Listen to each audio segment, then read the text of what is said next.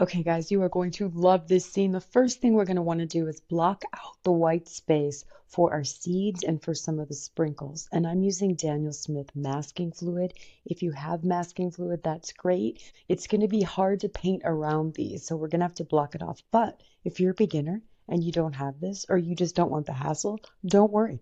You can add a white paint marker at the end, or you can add it in acrylic paint, gouache, lots of other options. Don't give yourself the hassle. If you're a beginner, this is kind of a tougher scene, so I want to make sure there's some things in here that we can adapt that you don't get frustrated. Um, let's go ahead and get this going. I waited about 10 minutes.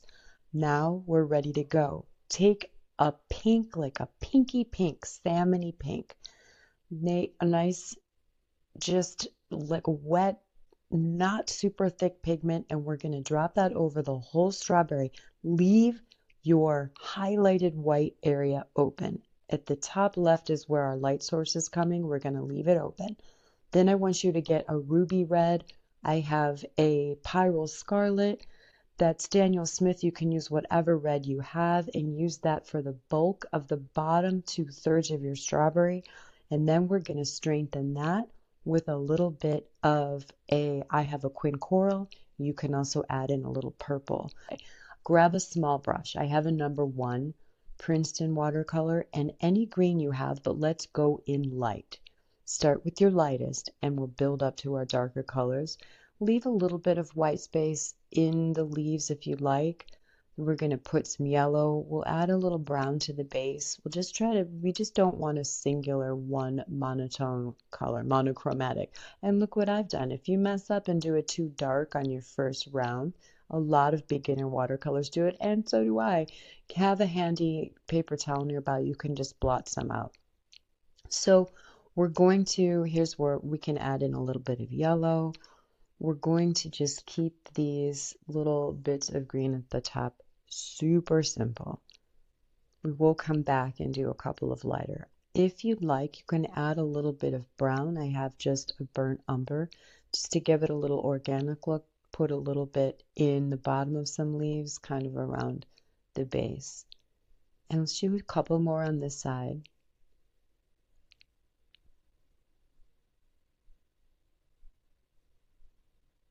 Again, keeping it really light. We're doing a wet on dry, so we have a lot of control.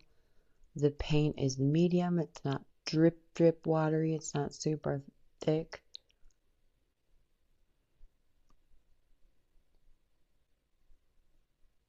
And we have waited enough time just doing the leaves and waiting for that stuff that we can go in and do a second layer on the strawberry. We'll end up doing 3. So let's go in and do the second layer now. So we're going to we're making it juicy. So get your kind of good red, neutrally red, whatever red you have, and we're glazing over the top. So we want it to be pretty transparent, but not super wet so it's pulling up the color underneath. But we are glazing this over the top and it's just going to make it really start to pop and look 3D and just give it like that really, to make something that's like juicy or shiny. You really want to have that super, just rich pigment, highly pigmented color when it's in the light over there. And then we want to add our shadowing. We can deepen those by adding the deeper red. I like a purpley red for this. So go ahead and add that. I'm doing it to the tip and around the bottom.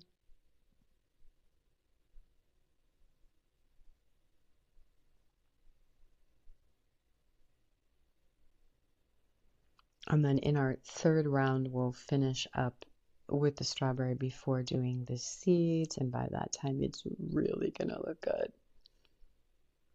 So over also just add a little bit up towards the top as well. And we can still get that purpley darker shadowy side about 1/3 of the way up from the bottom there, because that's still in the shadow.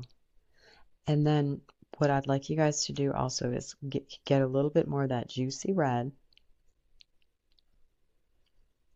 and drop some of that in.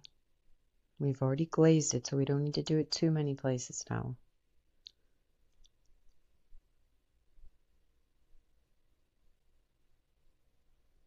And then here's where it gets a little bit crazy, but bear with me, guys. It's worth it. I want you to get, we're doing a buttercream color. You could do different color frostings if you'd like to, but I'm choosing buttercream because I'm a little bit crazy.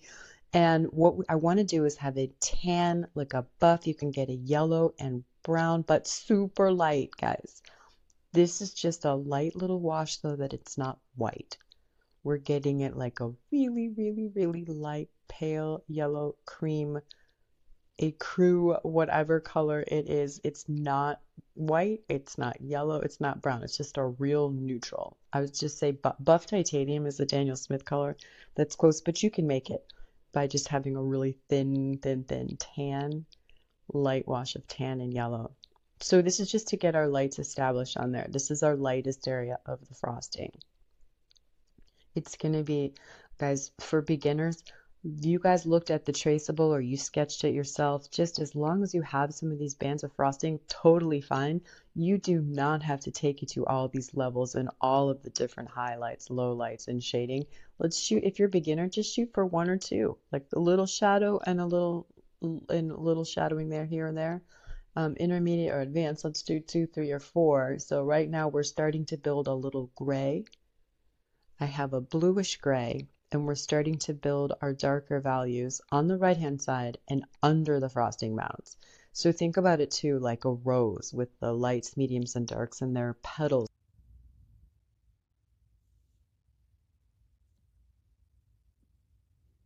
Okay, this it seems like a lot. This is like a little bit of a struggle to get all this going, guys. But once it's down and laid down and it starts to work, you will see it. You'll see the beauty. This might be fun too if you're using a chocolate frosting or strawberry and making those variations. But I, of course, took on the challenge of a buttercream. I think I'm in my British Bake Off era with the sponge and the buttercream, and I just wanted it to look like a high tea little cupcake here in the buttercream, but it will work. I mean, it will work. It just takes time. Be patient, guys. Let's do thin layers. It's easier to add our layers thinly and then go back over than it is to just go in and do too much too quickly dark. So let's do a little bit more of our tannish colors. Really close your eyes, maybe halfway, sort of look at it and see where it is the darkest on this band, where is the lightest. And if you squeeze your eyes together, kind of squint at it, for me that makes it a lot easier to see. So we've got a lot right now. It looks a little dark, but it is going to pop and be amazing when it's finished and when all kind of settles together.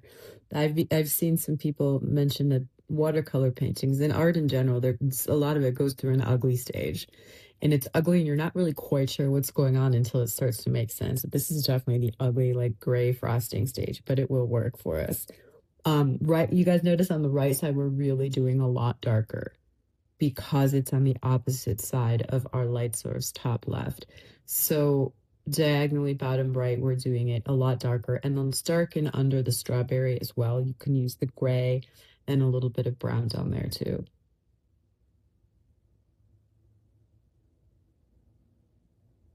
Let's also, because it's buttercream, we don't want it to look lemon yellow, but I am going to put a tiny bit of a yellowy tone. I had a buff titanium. You can also just lighten up a yellow and add a little tiny bit of brown.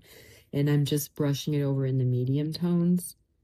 In the medium value areas, I'm just brushing this kind of warmer, a little warmer yellow, not yellow. It's really, it's showing up on screen pretty closely to what I have, but it is more of a tan, like a buff, like an off-white.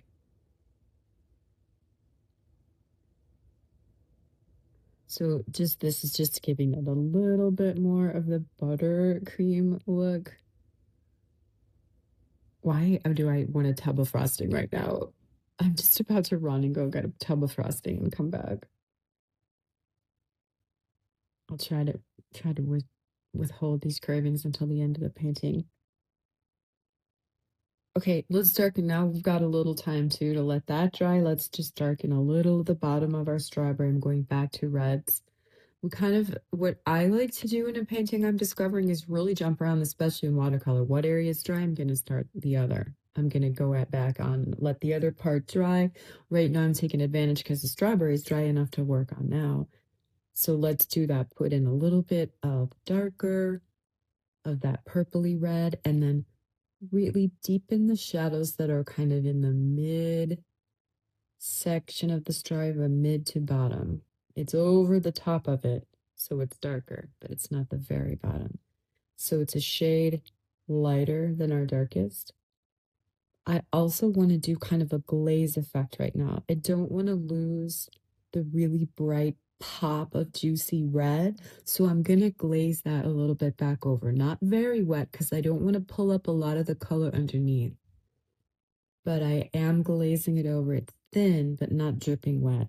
And then I want that back to be a pink, a real light pink, almost like the flesh of a watermelon, like just super kind of light, but definitely pink. This guy is starting to come to life. Okay, sit back and see if you feel like you need anything. What I would like us to do now is get ready with a yellow ochre, which is like a brown yellow if you don't have ochre as a standalone color. A separate pile, I have a sienna, so a reddish brown. We're looking kind of for warmer browns. And let's do the cake, guys. Super fun. I'm going to do a really light wash. That's the key for this entire cupcake is light, all the way across the cake part. That's going to be our base layer and our lightest for the cake in the light on the left side.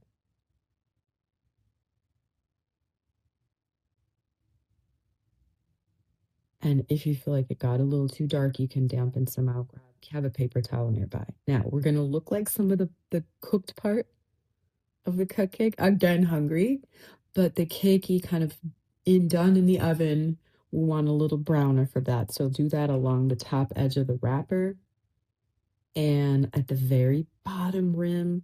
And then over here on the right side, because that's all going to be darker. And I'm on where it's the lightest on the left, I'm just going to do a band of that at the top and bottom of the darker brown. Keep it mostly the light. I'm going to zoom in so you guys can see a little bit better. We're going to let that first cake layer dry and add some fun darker to our strawberry leaves. Really, we're just, whenever you're taking on a scene like this, just break it into the pieces because we're just going to go back and forth a little bit. But it really helps me to just kind of break it into these chunks. And this is the chunk we're on now. So underneath the leaves, at the base of them, add a little darker. I have sap green.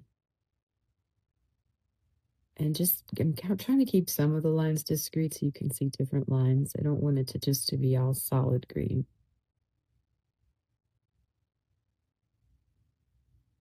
And then now that was just a short bit that we needed. I'm getting a small bit, just a small brush. I have a number 1 and I'm getting some burnt umber.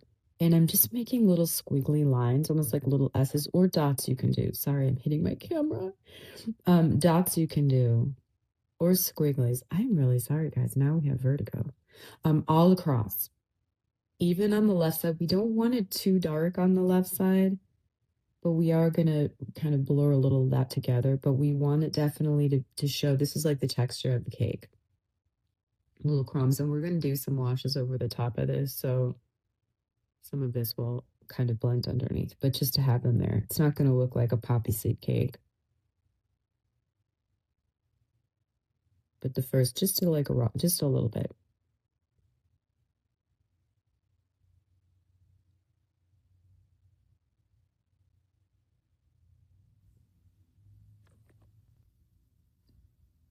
Okay, here's where it gets a little bit crazy. There's a lot going on here. We're going to get a lightish gray, have a little gray blue, and we're going to take the cupcake wrapper and kind of define some of these channels. Guys, if you are a beginner, this is where you're going to want to throw your brushes. It's just too much detail, so let's just do stripes down here. Or you don't have to get into all this, or make it a solid color wrapper or something like that. For whatever reason, I decided I was going to do it white and I was going to shadow the entire thing, but here we go. So let's do gray and leave little spaces. Really, I'm just think about it as oval shapes. where the little, we did M's at the top of the cupcake wrapper. Where those come down, we're making it an oval. So we're creating kind of like the indents of where it's rich. Believe me, guys, I studied these cupcakes. I've been studying and eating them all week. But we're looking at the parts where it kind of sticks to the cupcake and then comes out and in, right? We're making these little ridges. So the best way that I found to do it is just make ovals a little thicker at the top and then leave the ovals open in the middle because we're going to add some cake looking texture there. Take your edge of the wrapper and wrap it around the side of the cupcake. It's not touching the cake there, but we're just going to do a little jaggedy wave there. And then just so you notice, similar to like a pumpkin or something like that, the lines are coming in. This is perspective. They're coming kind of diagonally. One direction from the left, they're coming from upper left to bottom right. And on the right side, they're going from upper right to bottom left. See, just kind of gives the illusion of something in the flat space that has more form and dimension. So kind of in the traceable, I don't think I did the lines like that as well. So keep that in mind. We want these lines to be a little bit angled. Okay, ovals, continue on, and then let's deepen up some of the bottoms and the tops of these because this is where it's the most stuck into the cupcake.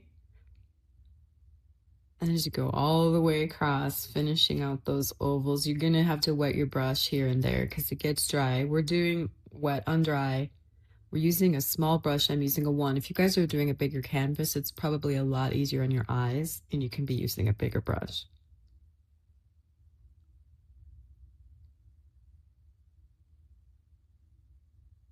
But see, I'm keeping, when I'm doing the ovals, I'm keeping a little gap between because that's where the little lines of the wrapper are coming out. And those we'll reserve for our paint marker or our whitest white. It's kind of the things that are popping towards us. This is an ugly stage again. It's a little hard to see right now. But again, if you're a beginner, don't worry about all this. This is a lot of extraneous detail. It's going to be super cute whether you add all this detail or not. You could really do it a lot simpler.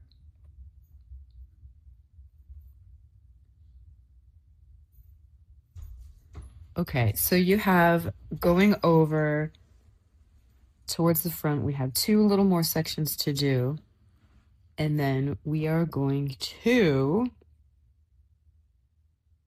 add a little bit of a cakey area, like the cake that's behind this wrapper kind of stuck to it. Take some areas and make them a little bit thicker than others. And we're going to just keep working with this kind of paint. It's like a gray blue. You could mix a couple of blues with a tiny bit of purple if you like, if you don't have a Payne's gray. But it's more on the cool side.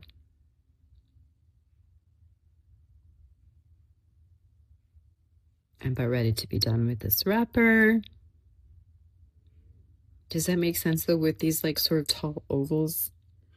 And then I'm just taking some areas and at the bottom and the top and deepening those a little bit just to show that bottom and the top have some more depth. And on the right side, we definitely want that as well so that it is in the shadow looking more realistic. Okay, super fun part. We're starting to get to the fun, I promise. Let's make that cake look even more like cake with a little bit of like a burnt sienna. We're getting it just a little bit darker on the right side, looking like it has been in the oven, but also that it's in the shadow.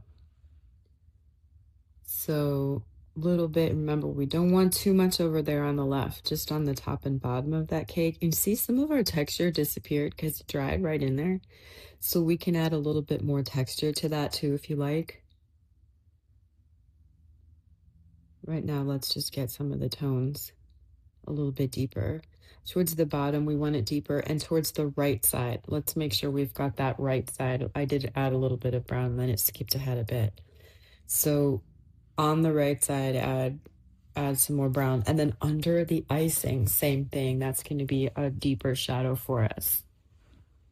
Right under that shadow of the icing. Doesn't it look like it's just now it's like got it has a life of its own at this point. Add some of that texture had disappeared for the cake texture, so you can dab some of that in on the left side. You can do just a little bit more of that underneath shadowing as well. And then here we go with the fun. I want you guys to do a quick drop in of some of the cakey tannish color down here, and then some deeper brown on top of that. So this is why we left the channels open. I think it looks super cool. I'm just doing some dots here and there, but the first layer is a quick wash, and then the second layer is just a little bit of deeper of this raw umber. It really just vary it, just like in nature, just vary it up. Don't make it uniform.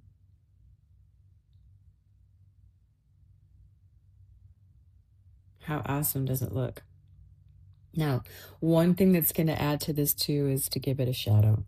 So get the same shadow you used for the wrapper, you can go ahead and use down here for the right side of the cupcake. Is deepest at the base, and then as it goes out, it gets a little bit lighter. Do a wash. Now, guys, super fun. If you use the masking fluid, you can get this really industrial kind of masking fluid, rubbery eraser. Look at how nice and white it left my little spaces there.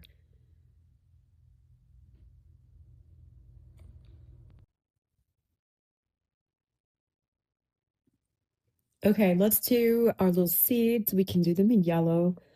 I made my seed marks a little bit big, so I'm going to add some little bit of brown at the bottom of these two to kind of hide them a little bit. These are some massive strawberry seeds, but super cute to have that yellow. I want to add a little bit of like a browner red. I'm going to do a red brown, sort of like our purpley red brown, and put that at the bottom. It's just going to make it look like that indented effect anyway, but also tone down a little bit of those huge yellow dots that I did there. I'm working on a mini and it was just way too small. But they should be smaller than this a little bit.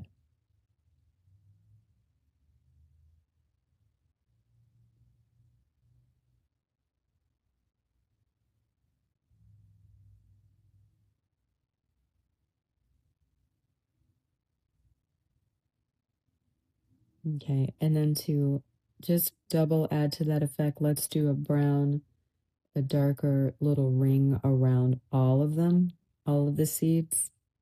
So I've gotten a brown with a red. So it's kind of deep, like a deep wine color. And I'm going to make sure that I'm putting way more brown than red. Now it's purpley brown red. So I put that around the edges. Now, fun light pink. You guys can choose whatever. I'm doing the sparkles now. So we're going to have 3 colors on the sparkles. One is the base color. One is a medium or darker. And then one is going to be a highlight. So let's do the base color first. I'm going to do almost all mine in the same color, a couple a little darker pink to start. And then, and again, if you're a beginner, don't add this, even though it's the fun part. You could dot this on with paint marker or anything at the end. Even like a Copic marker would work because we left some of the paper showing here.